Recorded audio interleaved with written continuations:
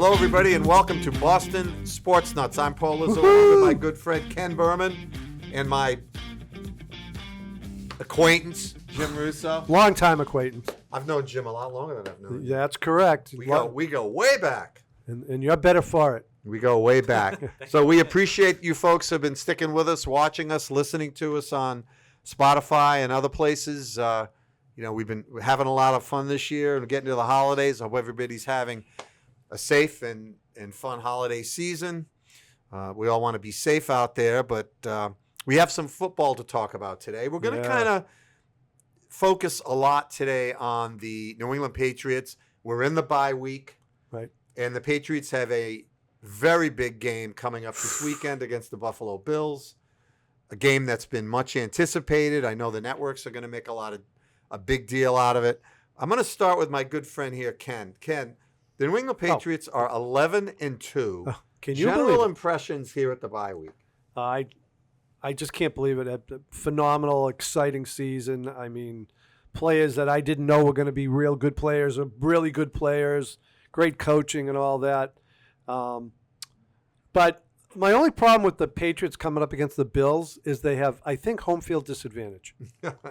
And the Bills have the road field advantage. Yeah, Bills have road field advantage. That's my only worry about the game. No, it's going to be a great game. It's a good test for them, absolutely, at this time of the year. And it's going to be meaningful because that top spot is up for grabs. And, boy, do you want that top spot and get that bye? Oh, man. But so enjoying the season and so lucky that Drake May is now our quarterback. Oh, yeah. God. Yeah. Jim, any thoughts before we Yeah, really the get biggest rolling? issue with the Patriots-Bills game is clearly that it's become a big game and it might get flexed. It's a 1 p.m. start, which is great, and I got a feeling it's going to be moved to either. It isn't. It's not? Nope. Official. Really? Not being moved. Thank you. Yep. Awesome. Okay, that issue's settled then. Yeah. All right, if you're wrong.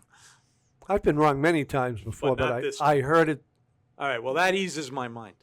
Yeah, I think it's going to be a great game. As far as the season, they beat Buffalo at Buffalo. I'm not a big believer in home field, so I kind of agree with Ken. Pats have road field. Pats haven't lost on the road, by the way, which is another phenomenal thing about this season. Yeah. In which, Paul is a season ticket holder, 2 losses at home. So I think there's a lot of pressure on the fans this week to win this game. When We'll do what we can, Jim. I know you do. No, They you always guys do. do. You a lot. always do. I'm just teasing on that one, but no, I think so many stories, so many great stories, leading with Drake May, Mike Vrabel, Marcus Jones, the signings that have improved the defense. The draft pick of Will Campbell, the draft pick of Travion Henderson, the emergence of Bill Belichick draft picks to contributor status, although no one will say they were drafted by him. So you put it all together, and it's phenomenal. It's phenomenal. Yeah. Well, just we've all heard the stats. We've all seen the things on social media. It's just been a fun season. I remember, Jim saying many times, I just want to watch football, Patriot football, and enjoy it. Right. We don't have to win the championship every year. Right. The last 2 or 3 years have been pretty dreadful. Oh, and the problem Brutal. with the Mac Jones, Cam Newton era is I think it's obvious in the NFL that if you don't have the guy, it's hard to get excited. You might make your way through a 9-8 season or a 10-7 season with a guy that's an average quarterback. Mm-hmm. But in order to really compete and play meaningful games in January, you got to have a star quarterback. Yeah. And I think it seems as if we've got that now in Drake May. Yeah, it does seem that. I'm keeping my fingers crossed that because last year Washington had that phenomenal season, and then his second year he got hurt and just wasn't going as well. So we're in Drake May's second year now, but really the first year I feel like he's playing. I don't know. For some reason, Well, he didn't start his rookie year. Right. He didn't start. So How many games did he start? He took over. I think like 10 or 11. Yeah. Yeah. But it seems like this is his first real year to me because they were such a mess Yeah. last year. But anyway, yeah, like knock on wood. It seems like we got the star quarterback again. He makes some plays that are, you scratch your head, go, did he just do that? He can dump the ball off on the run.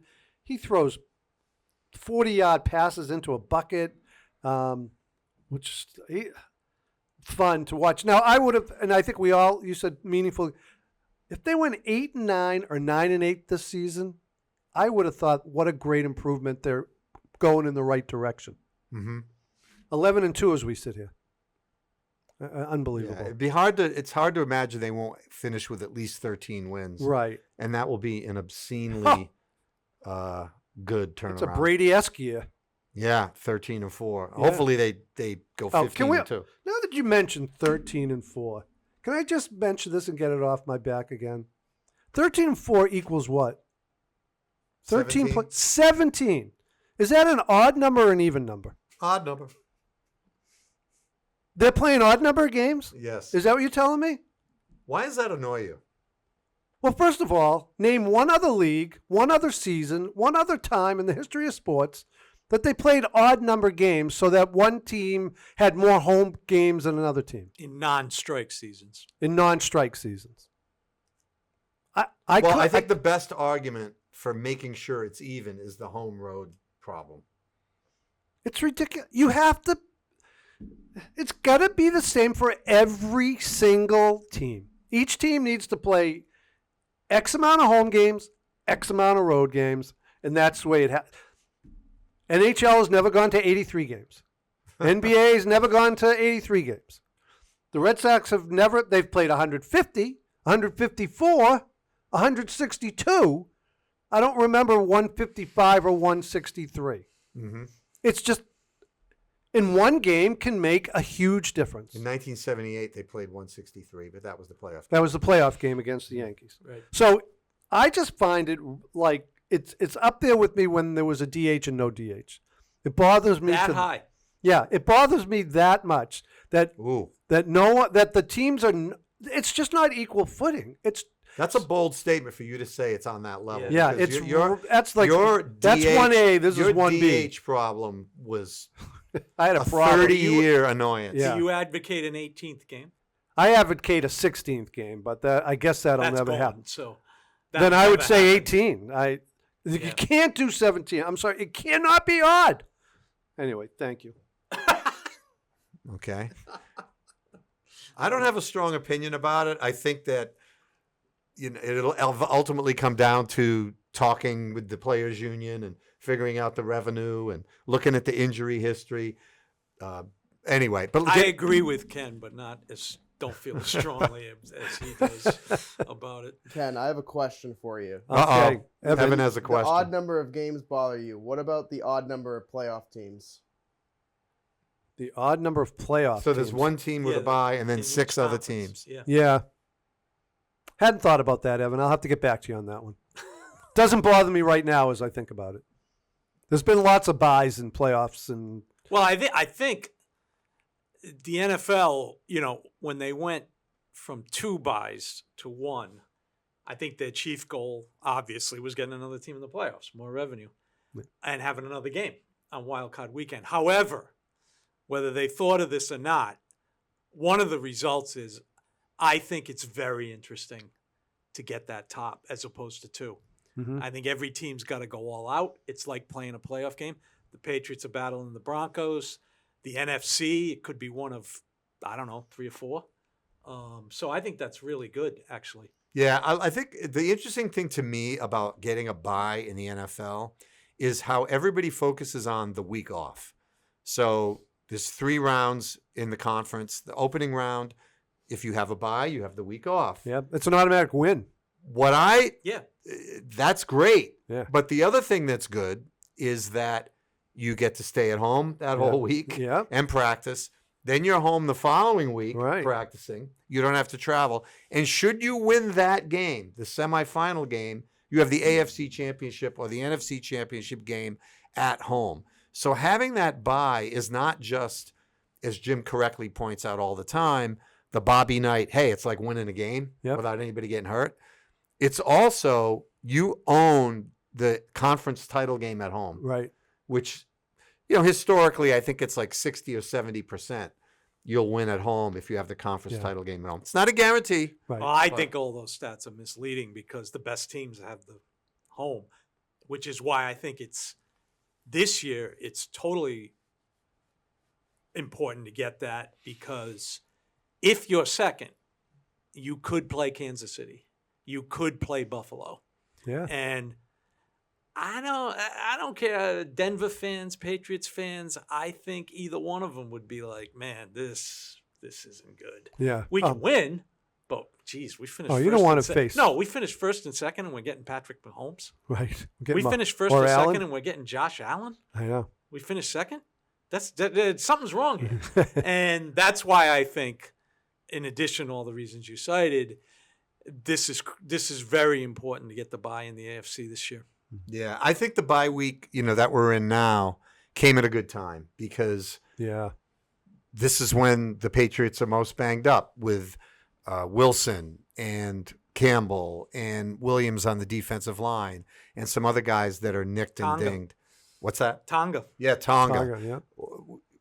I doubt every one of those guys will come back perfectly healthy, but if 2 or 3 of them come back, Yep. this gives them another little respite where they don't have to practice, they don't have to play, they just have to, get their treatment or whatever. It was a long haul to get here. This is a long time to wait for your bye.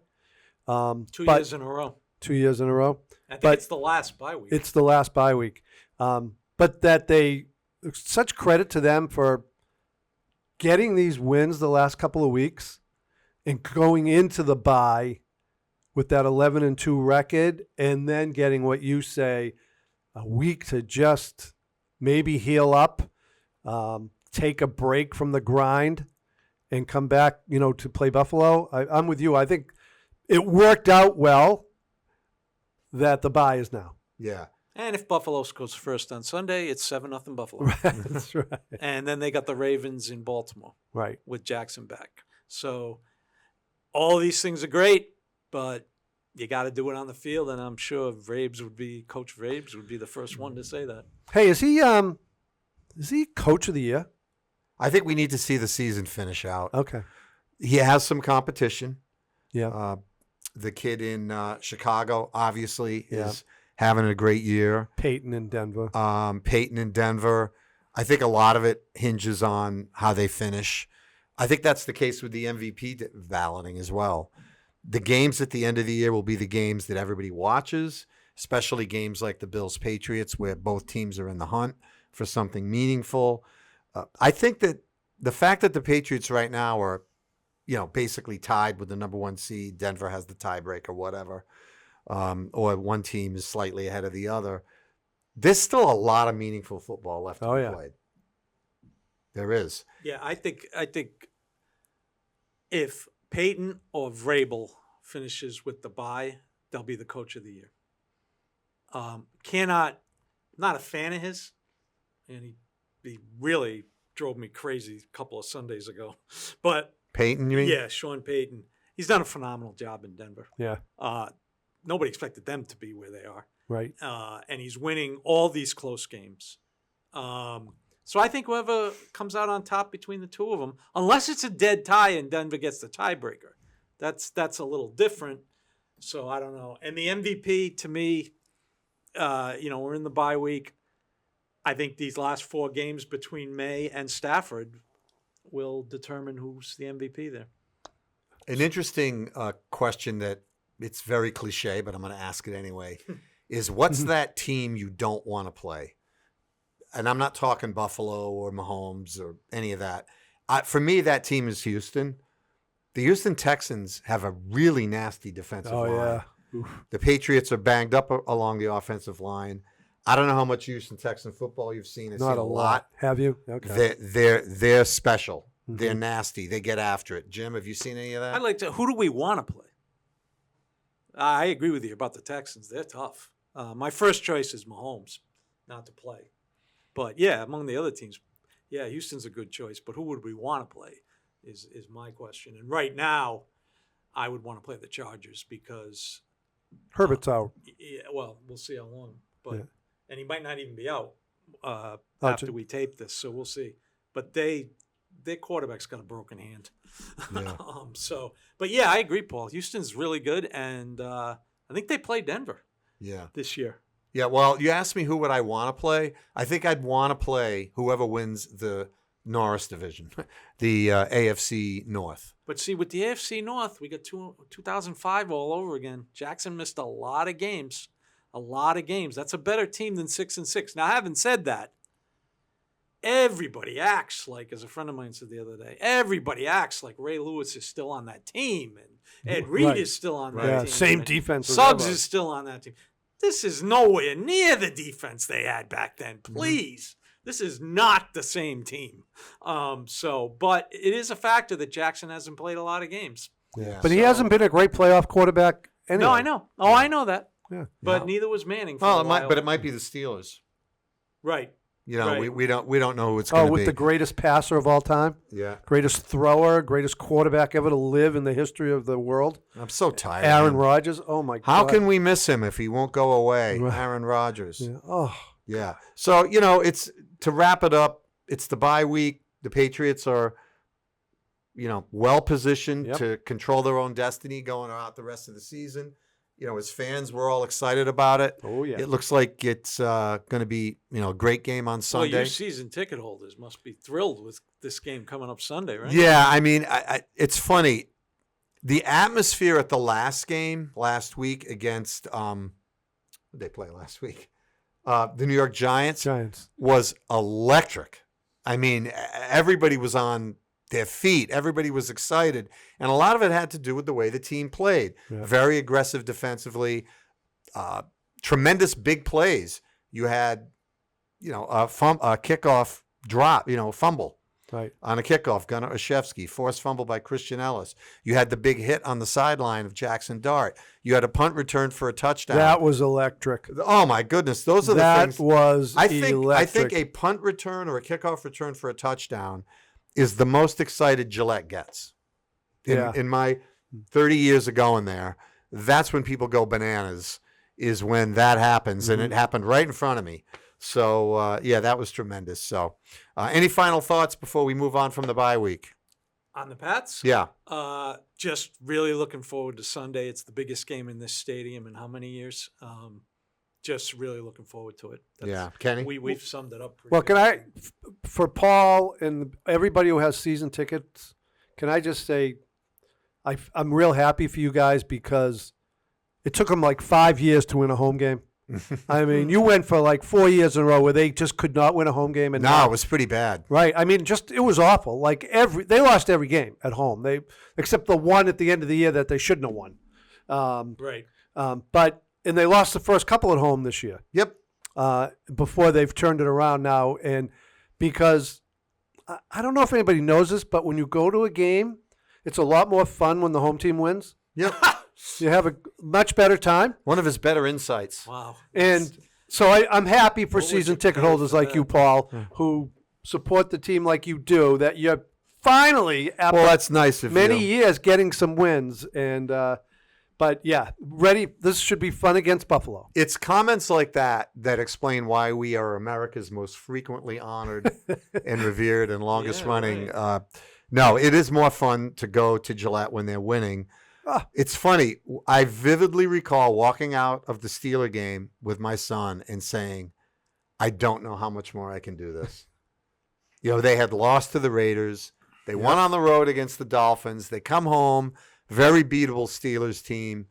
They turn over the ball at the end when they had a chance to win. Yep. They're 1-2.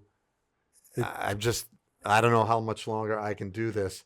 What And did they they? reel off 10 games in a row. But like the Oh, if I had wagered on that. the 2 or 3 years previous to that, they only won like 3 or 4 home games total, right? No, that's right. It was incredible, actually. Like sometimes you just win at home because you are at home, although we don't believe in that as much as we used to. But they just weren't winning, and No, it's a big difference. Yeah. It's a big difference. Okay. Something that's a little bit off topic that I think we've been talking a lot about. As you can imagine, we text constantly during the week to That's the an point understatement. to the point where my wife says, "Okay, shut that noise off. So I have to check every 10 or 15 minutes because I'm sure that 4 or 5 texts have Oh, come wait a in. minute. Can I do what Peggy does? What's Like that? she's on like one side of the couch and I'm like in the middle, whatever. She takes a pillow and goes like this. Oh. She doesn't want to see me pick my phone up. Oh. She doesn't want to see the light, anything. Got it. Although I have to say, if the texting involves the Celtics, She's in. every once in a while she'll go, "What is everybody saying?" Or she'll say, "Is Jim upset about that?" Or is Ken happy that happened? So she's okay with it, I think. But I want to talk about announcers. Okay. So in the NBA, there's been, for years we've settled in with TNT and the guys all sitting around the desk. And then we had, the announcers we'd gotten used to. Mm-hmm. Big change this year. The national games are being broadcast to a large degree by NBC Peacock. Yeah. And that means Mike Tirico. I have some strong opinions about Mike Tirico as an announcer. Yeah. Sure, he's a perfectly good person, although he's got an interesting history. Ken, thoughts about Mike Tirico as the my new personal- voice of the national NBA What I coverage? don't understand is why NBC thinks he should be their Jim Nantz or Al Michaels. I just don't get it. I don't see – he's not that good. I don't find him that good of a play-by-play guy. So they're so overexposing him, I think. I actually got sick of him quickly. And then I think I texted you guys the other night for a last week or whatever for a Celtics game. I said, Tirico again? What? Every Tuesday night. Yeah, I just Well, he does Sunday Night Football yeah. and then Tuesday Night Basketball. Pretty good gig, gotta say, Jim. I've been doing Sunday night basketball too. Yeah. And wait a minute, he does golf when Go it's on NBC, and he hosts does. the golf. And he hosts the- occasionally does a couple of. I don't know. hosts. I think way he's I think overexposed. he's a much better host. I think for basketball, I don't get it. I just don't get it. NBC is making a big deal about getting the games back, and they're playing that 90s music. The 90s, they had Marv Albert. Yeah. One of the best ever. Yes. And it counts. They had, Bill Walton and Steve Snapper Jones. They were breaking in a young Mike Breen, who also was a basketball announcer. Albert and Breen, both with the Knicks. Albert did some Nets too. I don't get this. There's a lot of basketball announcers out there. Good ones. Yeah, good ones. I don't get it. Why you would pick a guy who before last season, when they got the deal, went to a number of cities and basically benched the play-by-play guy of NBC affiliates. Right. He came here and benched Drew Carter for a game. And I'm like, what? He needs practice? Number 1 and 2. You don't bench a Celtics announcer. Right. This is the Celtics. No, they Johnny did. Most, Drew Carter, Mike Gorman. You don't bench a Celtics announcer. And they did it. And there are so many good play-by-play guys. And in TNT, we had Kevin Harlan, Oh, Brian Anderson, Iron Eagle. right. For ABC, who still has the finals, we have Mike Breen as the lead guy, Mark Jones. Really good hoop announcers. The Celtics, when they play on a Friday night and it's Amazon, look, I would rather have Drew and Scal for any game, including the playoffs. Having said that, notice the difference between Friday night and Tuesday night. Because you got Iron Eagle on Friday Right. night. He's great. He's a phenomenal Kevin announcer. Holland's the best. Just notice the difference between Iron Eagle and Mike Tirico. And Paul, I know you got some thoughts, but Tuesday nights to me, man, get a basketball guy, please, Yeah. that can call the game. Well, I think it's obvious it's a concerted effort to create a face of NBC Sports. Yep. NBC's been a little bit of a backwater network compared to some of the others the last few years. They had the U.S. Open, but that was pretty much it for golf. The Ryder Cup, which is not every year. CBS is obviously the face of the PGA. Mhm. ABC had the basketball. I think NBC maybe felt that we got to find our lane, Mhm. and in connection with that, we need a face of that in our sports coverage.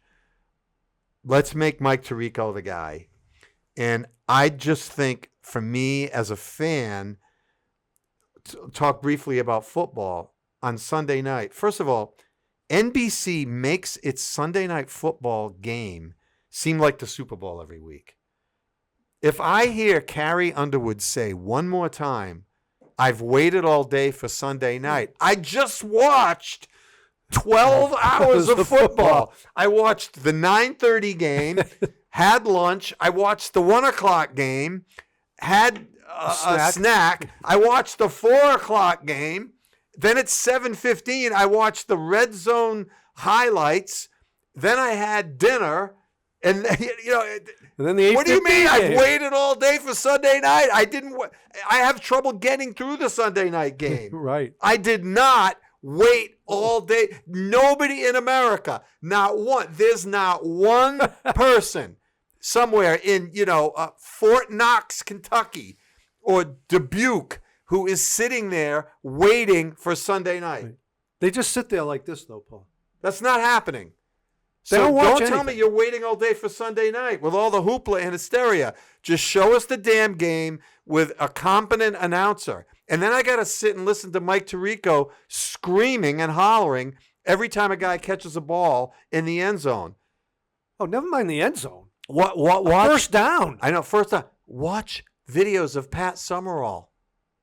Okay? We were very excited in the 80s and 90s watching the Cowboys play the 49ers and Dan Marino carve up defenses. And the announcers were not hysterical.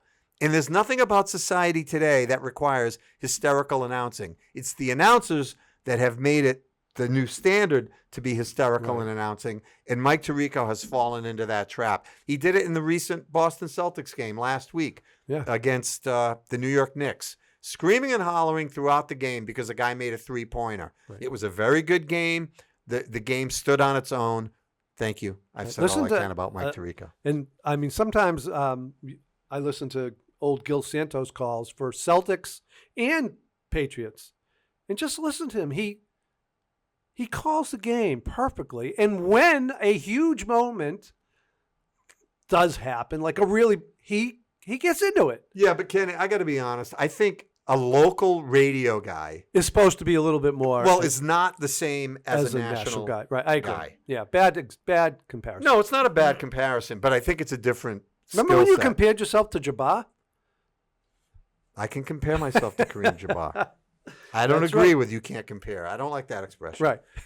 Jim, want to piggyback on any of that? Yeah, I just I don't watch many Sunday night football games. So I don't- never miss it. I don't know. I fall asleep usually. Yeah, I have this thing with the NFL that the whole country's been brainwashed that they have to watch out of town games, which happens in no other sports. Obviously, I'm kidding.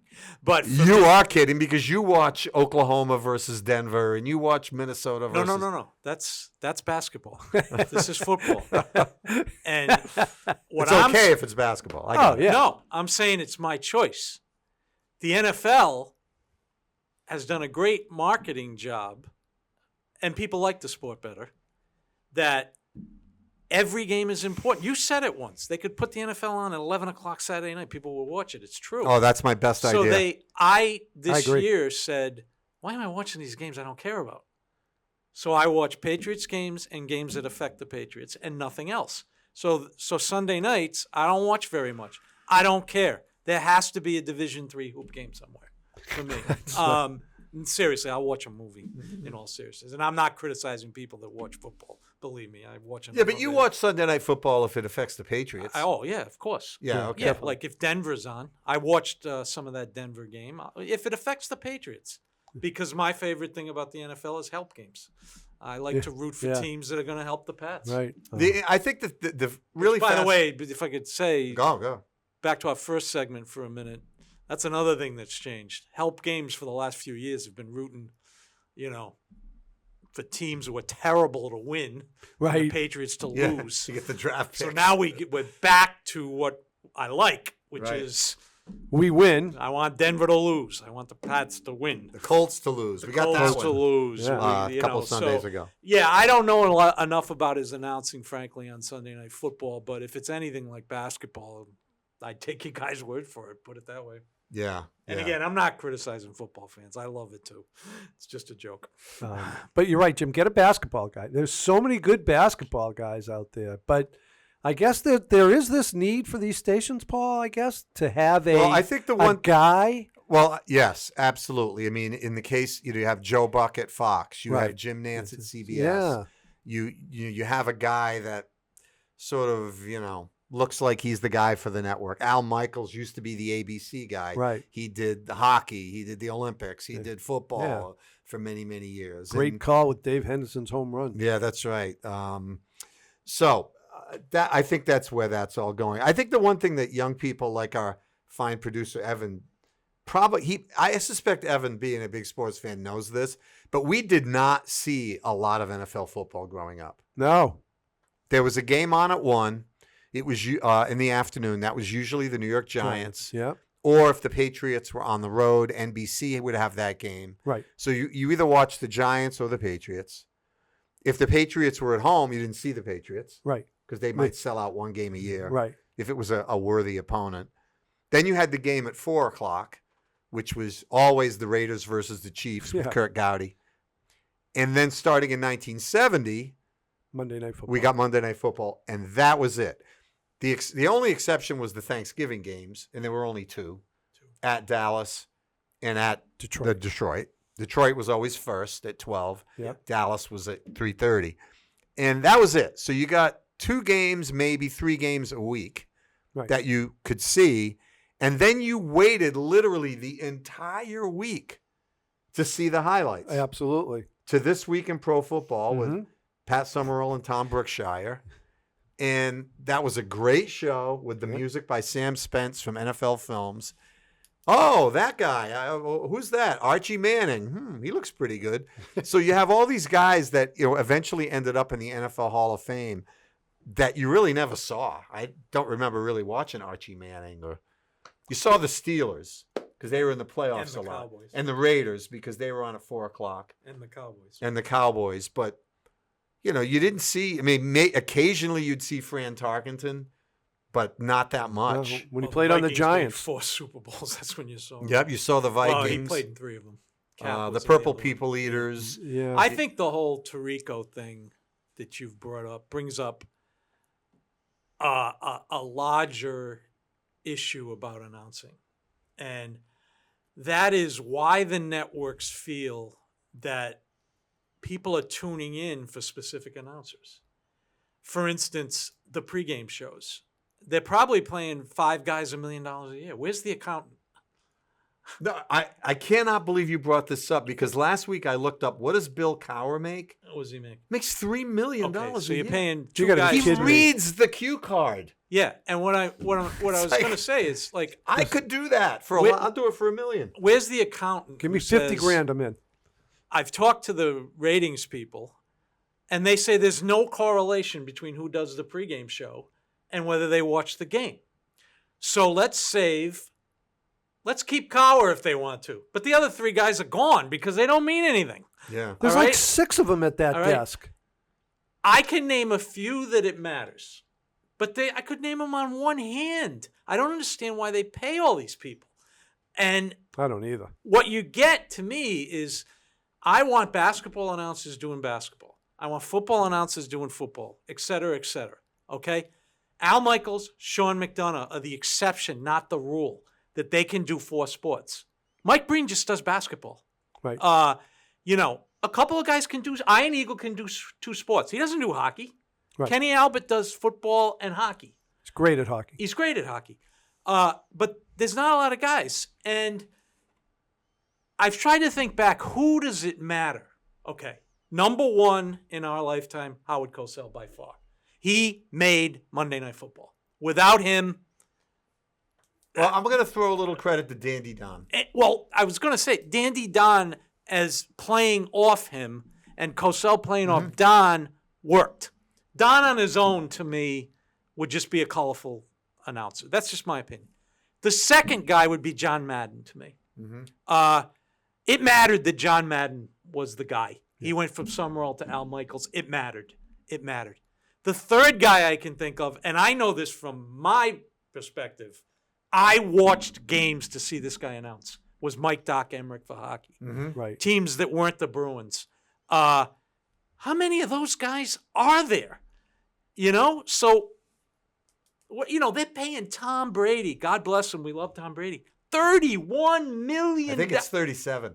30. Thank you. He just got a raise. $37 million a year to call a game, doubleheader game, that the whole country is going to watch anyway.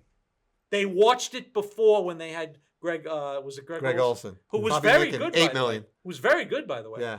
It's I don't think beyond I've me. heard Brady but once or twice. Where I've heard him. where are the accountants and the ratings people in these businesses? Yeah, it isn't. Yeah, great point, and I've said it for years.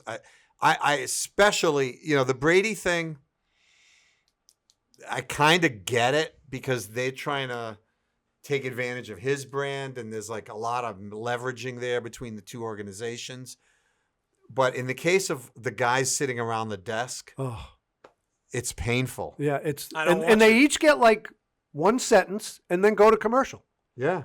And then, like you said, they're reading a cue card of what they figured. What they Yeah, were some gonna write. intern puts the highlight together, and Bill Cowher goes, watch this pass from Drake May into the corner of the end zone. Patriots lead 10-7 at the half. Well, Right. that's the other thing. Can a Syracuse kid do that? Of course they could. He does that, and that'll be all he does. Right. Because there's three other guys who have their own segment. Right. And I'm always like, one guy can't do this. And you know what proves that? By the way, you're not hypothesizing. I can prove your point. that always helps. The most exciting guy doing stuff was the guy nobody ever heard of, and that's the guy that does Red Zone. Right. Right? Yeah. He became an instant celebrity, a kid, basically, a young guy, a young announcer. Yeah. You remember his name? Look it up, Evan. It's Please. Scott Hansen. Scott Hansen. Hansen. Okay. He's great at Red Zone. He does a good job. People that have Red Zone watch it, enjoy it, love it. And NFL didn't say, we really need to get Dan Marino to do Red Zone. right. Or we really need to, Right. get some guy from 100 years ago. And by the way, Bill Cowher, the guys, there isn't anybody younger, more dynamic, more interesting who has a sense of humor than the square-jawed Bill Cowher. Right. You're 100% right. If I'm a shareholder in those companies, I'm like, what are we spending our money on? $3 million for him to do that.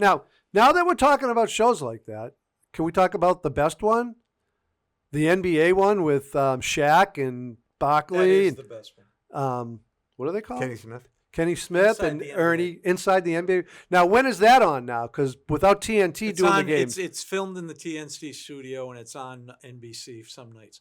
The reason that is, again, there's always the exception of the rule, Right. and that's the exception of the That rule. was a good chemistry. That's what It made still it. is. Yeah, that's a But good because chemistry. they hit the right formula. Yeah. I don't see any other of these shows that No, hit that's the right only one that formula. I watch. It's the only one, and it's because Barkley is, he's like Madden. Yeah. He's just very good at what he does, and he's outspoken. He's got Kenny Smith, who's really good, and Shaq gives you that dour. And Ernie Right. Well, Johnson those guys are funny. is a very good host. Yeah, it's And they're funny. entertaining. And they're funny. They're almost an entertainment show. Yeah, It is an entertainment. yeah. So, I mean, that's what I like about it. there's an exception to every rule. But again, That's why I said that's the only good you one. know. It's the only one The I watch. ESPN one was Stephen A. Smith. Oh, Now, look, I'm unwatchable. not a fan of his, but I admit that he's very popular, and God bless him. I'm sure he I don't get does that very either. well. But the show is not good. The show is just, who can outrageous take, give a more outrageous take, and I don't watch that show. But this is just me, and again, Well, I don't know why they pay these people this kind of money. I don't know what made me think of this, but it reminds me of something Mary Tyler Moore said. Back in the 90s, some show she was on, and she said, I love Seinfeld. And they said, wow, you were in two of the greatest sitcoms of all time. Yeah. What do you think the secret is to a show like Seinfeld? And she goes, the secret? It's funny. That's Yeah. right. Right? Yeah. It's funny. Yeah. And they said, is that it? She goes, yeah, it's funny. When you watch it, it's funny. Right.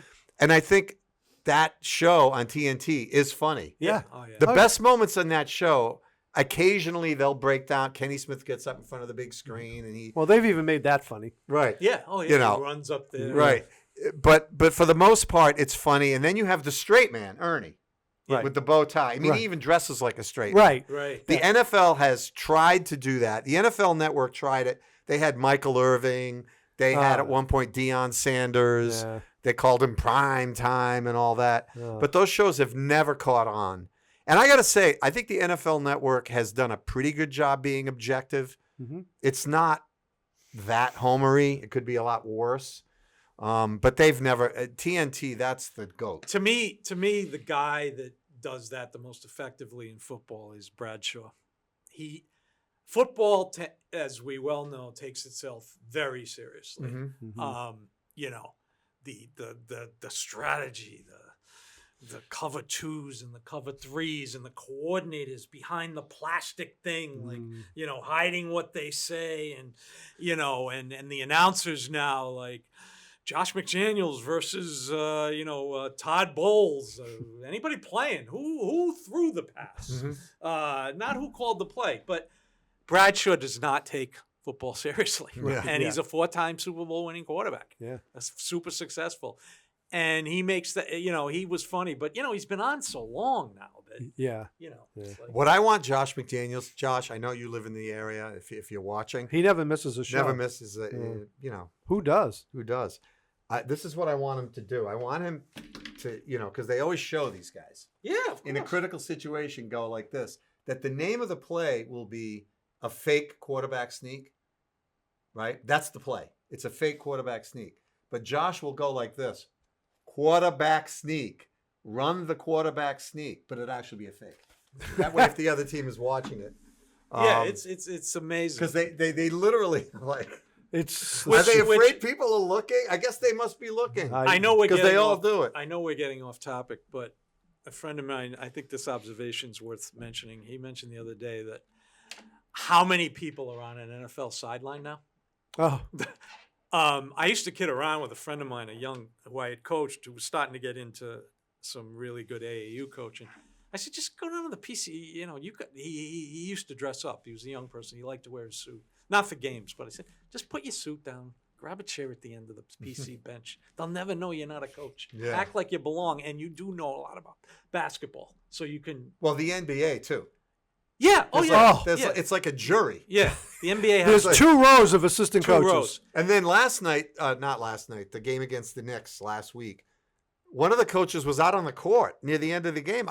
Debbie and I were like, "Who's that?" Yeah. It wasn't Cassell. It wasn't Missoula. It was some random guy. Right. To finish my point, though, my friend made a great observation about that. There's so many guys on an NFL sideline.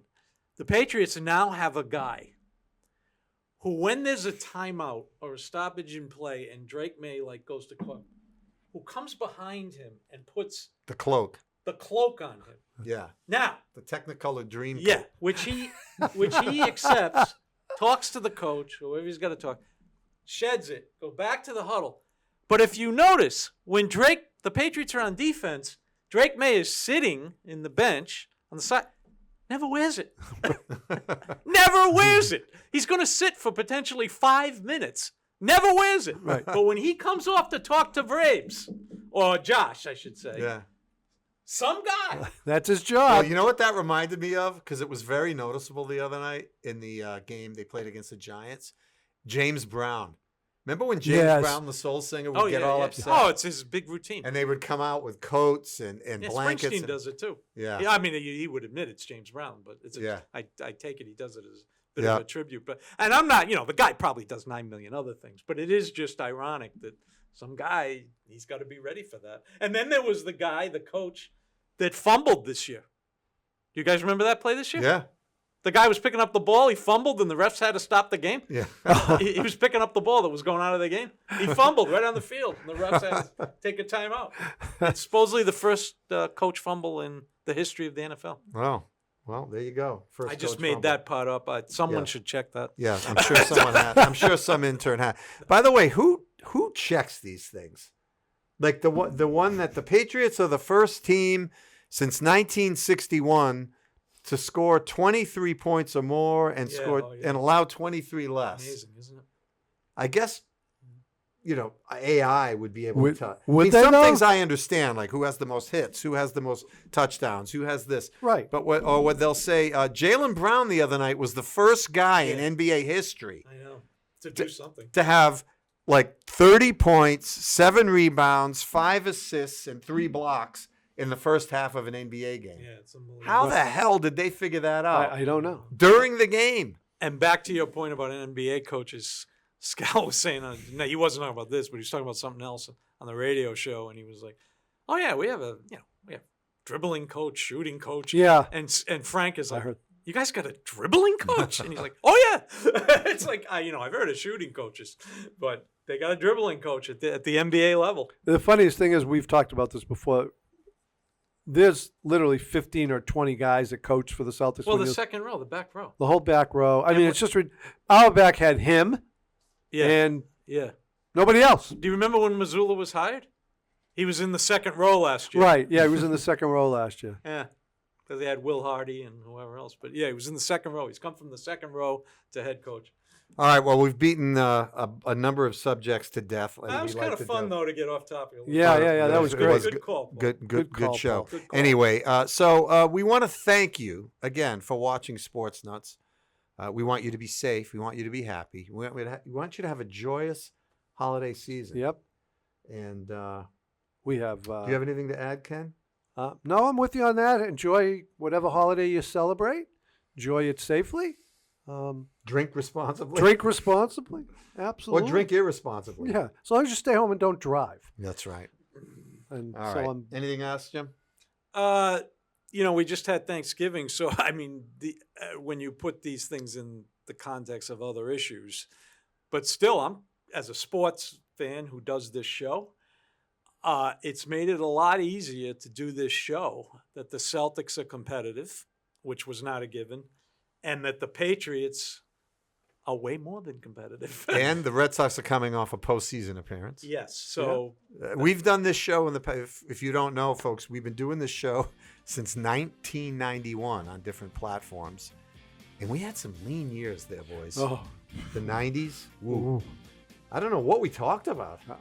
I remember one thing I talked about when the Celtics lost 18 in a row. I was out of my mind over Doc Rivers. I can tell you that much.